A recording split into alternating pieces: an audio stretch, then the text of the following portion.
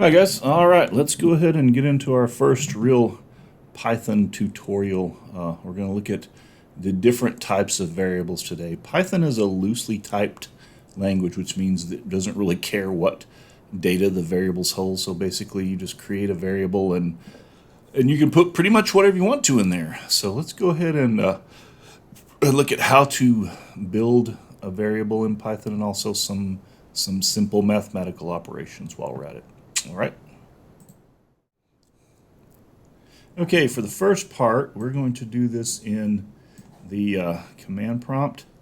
However, shortly we will be adding a actual script to our repertoire, and we'll just go ahead and go into Notepad and edit the script, and then we'll run it in the Linux environment. So remember, from the last time, to get into Python, we type in Python3, and that changes our command line to look like some arrows.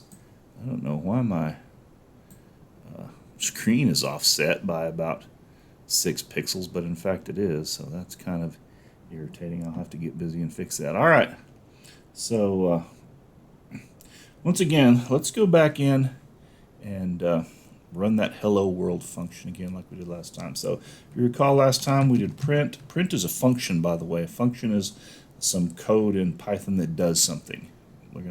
That'll be a kind of a simple definition, but basically it's the truth. Code that does something. In this case, print prints out the words to the command line interface. So we're going to go print, and we're going to say hello world. Hello world is a traditional thing that anyone does when they're learning a new language. The first program you write is always just to print something out like that to the command line or to the console, and so we're going to do that. So the way that we do a function is we type in the function name followed by a parenthesis and then any parameters it may have. In this case, since we're printing a string, we need to put the string in there, and then we close parentheses and we hit enter, and it prints out hello world. So that tells us that we have we have Python installed correctly.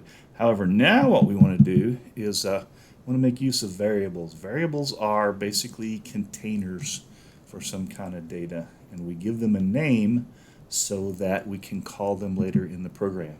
So we're going to call this variable string greeting. So string greeting, and we're going to set it equal to hello world. You'll notice that I gave it a name and I started off with str. A string is a string of text, and so what I do, and this is an old school programming thing, I start the name of my variables with lowercase abbreviations of what kind of data it holds. This is particularly important because Python doesn't really care what kind of data you put into a variable, and sometimes you can get in trouble with that. When you start trying to combine two incompatible types of data, you can get in a mess. So I like to, and this is, like I said, this is old school. I like to start off my variable names with lowercase. Abbreviation is string or int or boolean, whatever. And then capitalize. You'll notice I capitalize the first letter that's not the first letter of the word. This is called camel case, and basically you start off all variable names with a lowercase letter, but then every new word, if this were a multi-word variable name, we'd capitalize each of them. It helps with make it easier to read. Then this equal sign is not a comparison of equality. This equal sign is an assignment character. If we want to tell if something's equal to something or not, we use two equal signs together, and we'll get to that a little bit later. But for right now, just know that I'm assigning this value, this string of text, to this variable. So once I do that, I hit enter. Seems like nothing has happened, but in fact, I have created a variable in memory called string greeting, and I've given it the value hello world. And if I print that off, notice I did not put quotation marks around it. This is a string of text. This is an object. This is a variable. And so we don't put quotation marks around objects, but we do around strings of text. So I've got this in here now. I hit enter, and sure enough, it prints its value out. In this case, it's the value that I assigned it up here. So it printed its value out as a string of text. I can put anything I want to in this variable. Let's reassign it. Now, anytime I reassign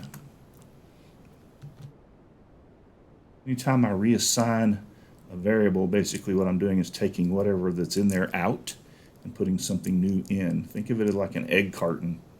So I took something out of the egg carton and I put something back in.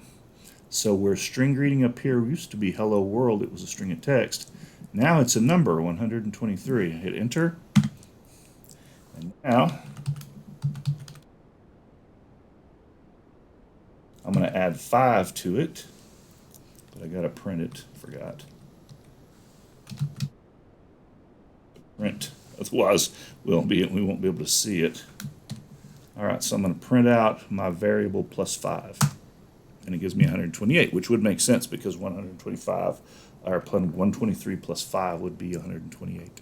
So you can see kind of how variables work. Basically, they're just containers. Now, I can combine other variables besides just text. Watch this. So I'm going to go back and reassign string greeting, and I'm just going to make it equal to hello. And I'm going to make a new variable called string name. That's my name. And now if I print,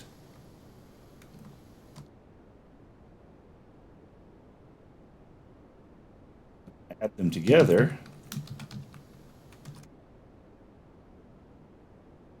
we'll type in a day. I get, notice there's not a space in there. That's an important thing. What you can do is, well, watch this. I'm going to reassign that value, space, and now I'll print it off again.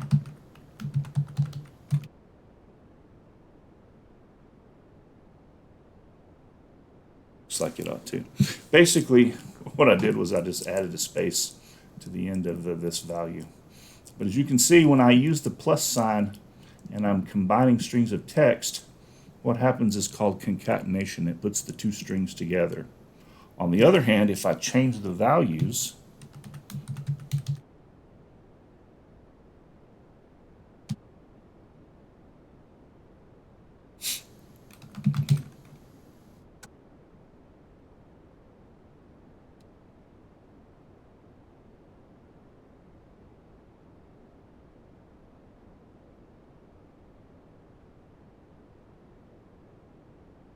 then what happens here, since these are integers, what happens here when I use the plus sign is basic arithmetic. It's an addition problem. So essentially that's what we have.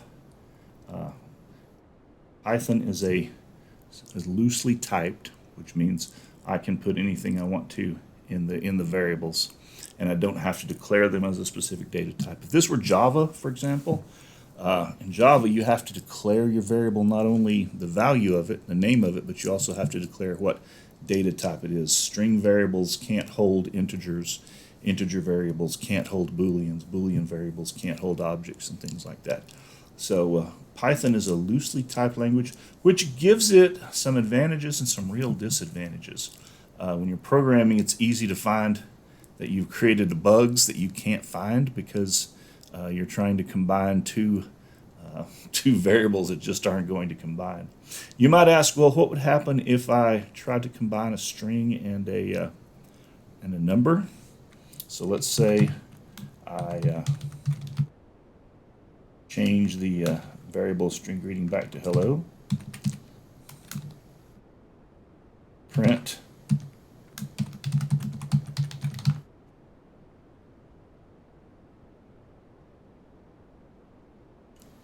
Boop, boop, boop. Nope, nope, nope. Can't do that. You can only concatenate strings together. You can't concatenate an int to a string. And so it throws an error. And so that's essentially what happens if you try to stick a string and a number together. So that's a bug that can happen because you accidentally assigned a number variable to a string, for instance.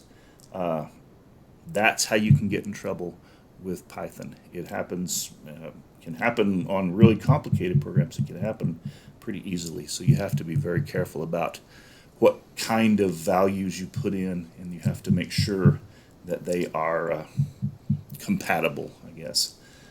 So basically, that is the basics of variables for Python.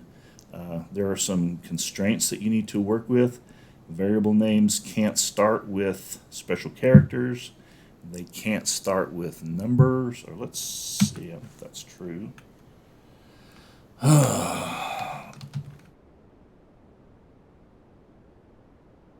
Nope, can't start with a number. I thought that was the case. So variable names can't start with a number. They should start with lowercase letters, but that's just a programming practice. That's not absolute, but they absolutely cannot start with numbers, and they can't have spaces. If I want to say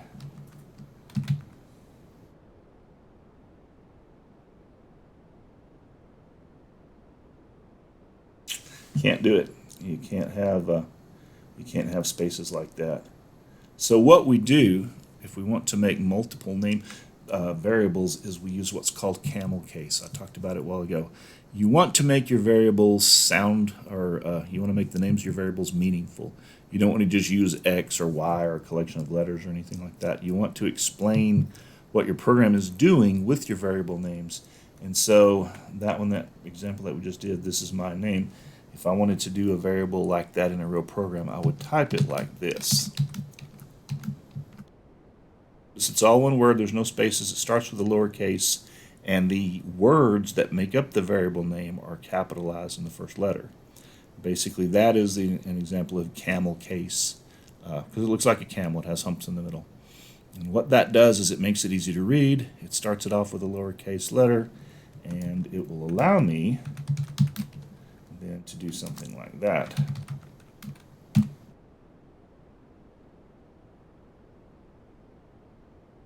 So I can do that. So there's some things that we've learned that we want to go back over. Number one, camel case.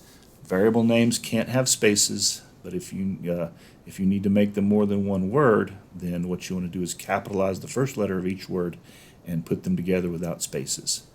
Variable names cannot start off with numbers. They have to start off with a letter. Can't be a special character. Has to be a letter. In fact, they can't even contain most special characters. You have to be careful combining different kinds of variables. You can't combine a string and a number, for example. You can't concatenate a string and a number together. You can concatenate two strings together using the plus symbol, or you can add two numbers together, but you can't do both. So that's basically an introduction into variables. And so just real quickly, let's go ahead and do some simple math. Let's do one problem of addition. And I'm going to say integer a, because everybody knows what an integer is. That's just a whole number, right? Is equal to 5. And I'm going to say integer b is equal to 3. And I'm going to say integer c is equal to integer a plus integer b. And now I'm going to print integer c. Want to guess at what it should be? Well, if a is 5 and b is 3 and I add them together and they're integers, they're not going to concatenate, they're going to add. So I'm thinking integer c should be equal to 8. And so it is.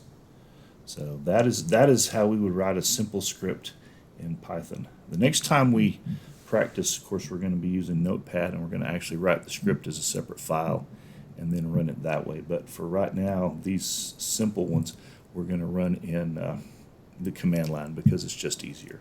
So let's do another one. We're still going to use integer a and integer b, and if we don't change their values and we don't shut the program down, they will hold those values. So integer a is going to be 5 and integer b is going to be 3 until I tell them different. So let's go int a minus, oops, just going to start with int c. By the way, you always have to start with the receiving variable. You have to assign the value to something. So in this case, I'm going to subtract b from a, but I have to assign it to c. So integer c is equal to int a minus int b. Now, if I subtract 3 from 5, what do you suspect it's going to be that I'm going to get? Probably going to be 2, right? Sure enough, it is. Okay, let's do the same thing again with multiplication. We're going to go integer c is equal to int a, and it's the shift 8, the asterisk, that's the multiplication sign, not the x. Int c again. This time, 3 times 5 should be 15. It is. And now I'm going to get a little tricky on you. I'm going to divide. Integer c is going to equal int a divided by, and that's the little backslash there, int b. I'm going to print integer c 0.6666667. So the thing about Python, it treats integers as numbers. It doesn't recognize integers per se. If you divide things, you're going to get a float. Basically, that's the kind of number that has a decimal. If this were Java and I'd have made those integers, the answer would have been 1, and everybody going to, wait a minute, 5 divided by 3 is not 1.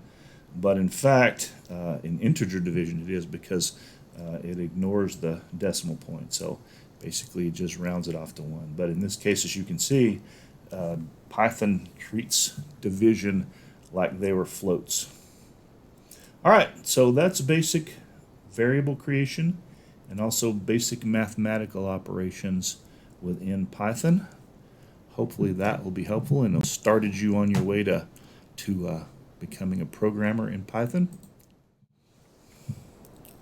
That basically is Python in the command line. Now, like I said, the next time we're going to do it as a script, an actual separate file. We're going to write it into Notepad, and then once we do that, we'll run it in the command line.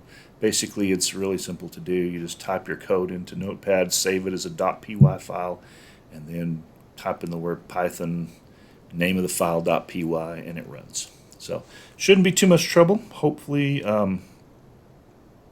you'll catch on to this pretty fast. We're not going to go deep into Python. We're not going to be writing huge complicated code, but we do need to know enough to run some of these CTF challenges. What we're going to be doing a lot of is reverse engineering programs that already exist. And once we do that, then we'll be able to look at them and figure out what's missing or why they don't work, and we'll go ahead and be able to make them work. So that's the goal for next time. Until then, have a good day, and I'll see you in class.